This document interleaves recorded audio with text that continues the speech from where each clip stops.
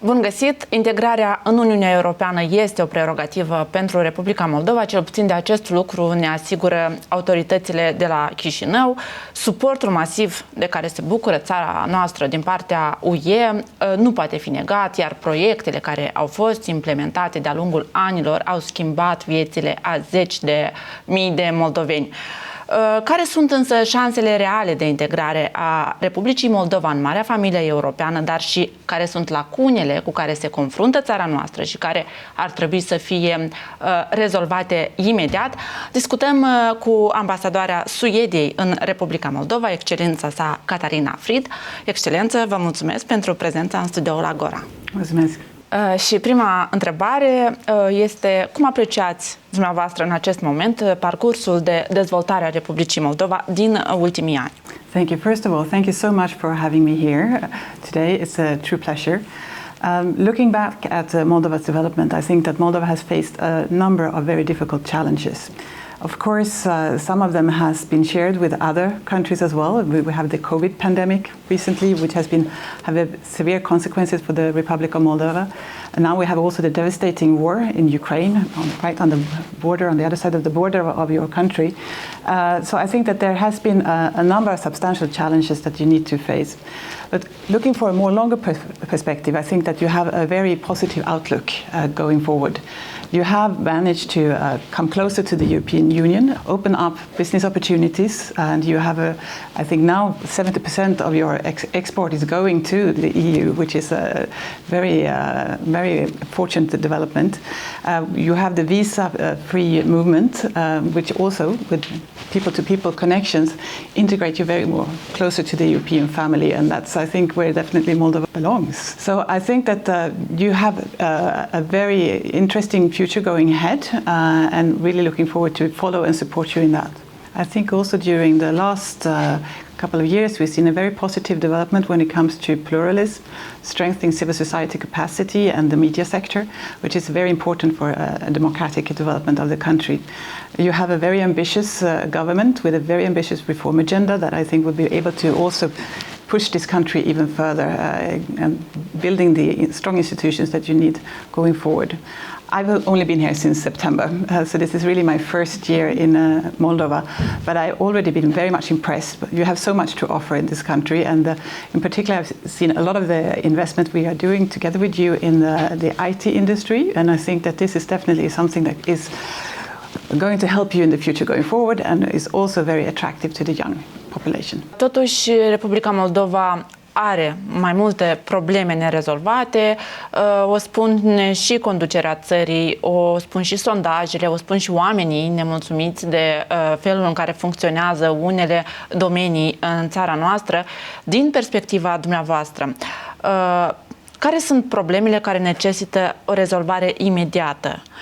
Cele pe care ați reușit să le observați și dumneavoastră, și în calitate de ambasador, dar și în calitate de persoană care a început să locuiască în această țară? I think that the Moldovan response to the refugee crisis, this remarkable response, really shows what you can do when you have a common objective, when you can get the government to work with civil society, private sector, and you get all the various institution authorities working together. So I think by that example, building on that, when you tackle also other challenges, nothing can stop Moldova. Integrarea în Uniunea Europeană, cum ziceam și în introducere, este o prerogativă pentru țara noastră, este un vis, dacă putem spune. Acum, la modul practic, cum credeți? Ce lipsește Moldovei pentru a se integra real în Uniunea Europeană? Moldova has been on the path towards the European Union and the rest of Europe for a very long time. You already passed a number of hurdles to get on the way. There will be there's still a way to go. We are looking at the opportunity to welcome you into the European Union as a full membership when we finally get there. All the conditions and qualifications that are required to change and reform Moldova to be to come closer to the European Union, I think is very important to believe that to think that this is things that, well, it will lead you to the European Union, but it will also strengthen your society. So you're doing it more or less for building your own country rather than actually having a view at the EU accession. EU accession is, I think, when looking back on also on our own experience, it can be a very frustrating procedure. It takes time, and it will be uphills and downhills, and good times and bad times, but in the end, it's definitely worth it. Suedia este un exemplu pentru multe țări din lume și este membra Uniunii Europene de aproape 20 de ani. Iată, bazându-vă inclusiv pe practica și pașii parcurși în procesul de integrare, dar și pe experiența deja de stat membru, ce recomandări ați avea pentru autoritățile de la Chișinău? Sweden joined the EU in 1995, so I think during the period that we've been a member of this union, we have come very much closer to our European neighbors. We have seen the benefits of having these close partnerships going forward, and but looking at it, I think this is very individual to any country, what you need to do and how you're going to tackle to get around it. You have the association agreement with setting out the certain conditions and goals to adhere to, and I think that the best way is just to put your full heart in doing that, also with the perspective then that it's good for the country and not only for the EU perspective. We are very much welcoming that Moldova is continuing on its European path, and we have welcomed the application to the European Union. We are now looking forward to see the application going through the formal procedures and the response from the EU Commission. Revenind la relațiile dintre Republica Moldova și Suedia, cum apreciați dumneavoastră aceste relații și dacă credeți că există perspective de îmbunătățire a acestora, dacă este nevoie de acest lucru? I think we have excellent bilateral relations between the Republic of Moldova and Sweden, and I'm very happy to be part of building that relation. I think that we will continue to work very closely, both in the view of the EU integration work, but also in other areas. We have been here working with development cooperation for over 20 years in the country. We will continue to be here trying to support various institutions and the civil society in various topics. We are focusing our international cooperation in 4 main areas. One is within the framework of human rights, good governance, rule of law, and gender equality. Another area is connected to the environmental field, the way climate issues, and also sustainable use of natural resources. We have the economic integration work that we've been talking to. We're mainly focusing on small and medium enterprises, trying to reach those that are most marginalized in Moldova. And then finally, we also have an area where we are aiming at assisting in building peaceful and inclusive societies. Suedia și Finlanda au depus cerere de aderare la NATO. Pentru ca acest lucru să se întâmple, cele două țări au nevoie de votul unanim al țărilor membre. Turcia poate fi o țară care ar putea crea unele impedimente în acest sens. Credeți că Suedia și Finlanda vor reuși să convingă Turcia pentru a susține acest vot?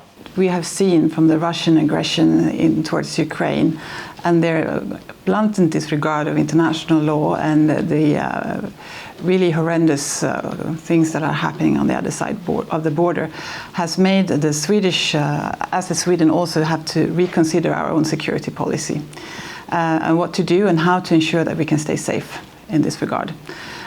The situation has prompted and changed the opinion in both the Swedish Parliament and among the population at large.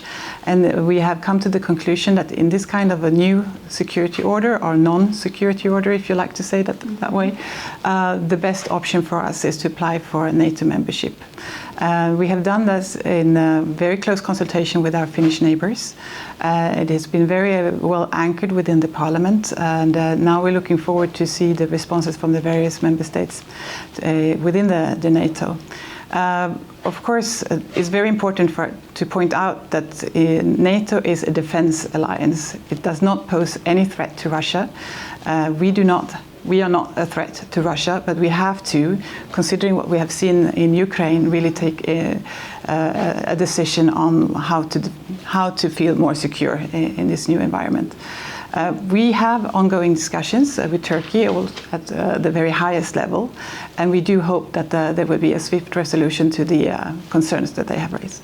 Decizia Finlandei și a Suediei de aderare la NATO nu a fost pe placul Federației Ruse, iar liderul de la Kremlin a declarat că aceste mișcări nu vor rămâne fără un răspuns din partea Rusiei. Dacă știți, cum văd oficialii de la Stockholm aceste amenințări și la ce fel de răspuns credeți că s-a referit Vladimir Putin? This is not a new threat. They have said all along that should Finland and Sweden decide to join NATO, there will be consequences. This is, however, our sovereign decision, and it's an independent decision that we need to make for ourselves, for our own security policy.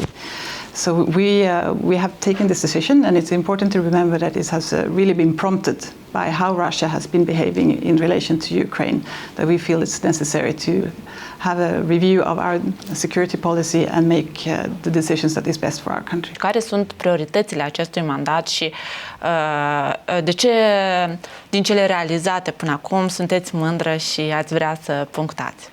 As you said, I haven't been here for very long. My ultimate objective is to continue to build on the good relations we have between our two countries. For my first year, I set out for myself to get to know the country. And I've been able to travel a lot in Moldova. The COVID pandemic has made it a little bit more of a hassle than it should be, but I've been from the north to the south and from the east to the west of the entire country, and I've been amazed by the beauty of the country, and particularly the hospitality of the people and the warm hearts. I cannot say so much that I'm so much proud for what I've been doing myself, but more like I've really been becoming very much proud of being in Moldova during this particular time and the crisis that we are in, and seeing the response that you're doing. Also happy to see that Sweden has been able to step up and also be with you during this time of the crisis. We have been able to provide crisis expertise, tents for refugees. We have stepped up our support to the UN family here to help you address the refugee crisis, and also we have contributed with budgetary support directly to the refugee response by the government. So I think being a good friend and partner Moldova is perhaps what I'd be proud of, but it's really the Moldovan that should be proud after this year. Și ultima mea întrebare este așa, neplanificată, dar dacă tot ați zis că ați reușit să vizitați Republica Moldova și ați reușit să cunoașteți locuri și oameni și presupun că și bucate și băuturi, o să vă rog să-mi spuneți în acest an, de când sunteți aici, care a fost cel mai bun lucru pe care l-ați mâncat în Republica Moldova, cea mai bună băutură pe care ați încercat-o și cel mai frumos loc pe care l-ați văzut? Well, I really appreciate your plăcintes. I think they're delicious. I could probably become much bigger if I was going to indulge them a lot. On beverages, of course, it's very easy to say wine. You have some really good wines, but I would opt to actually, I'm surprised by the very good lemonades that you're making. Mm-hmm. I really like these. And then for the most beautiful place, that is a tricky one. I think all the places I've been to had their own inner beauty, and I would not really be in a position to compare them. I think that there are a lot for tourists to explore and to find here in Moldova, and I hope more people will be able to come when hopefully we have an end to the war in Ukraine, as well as COVID far behind us. I think they will be coming. Excelență, vă mulțumesc!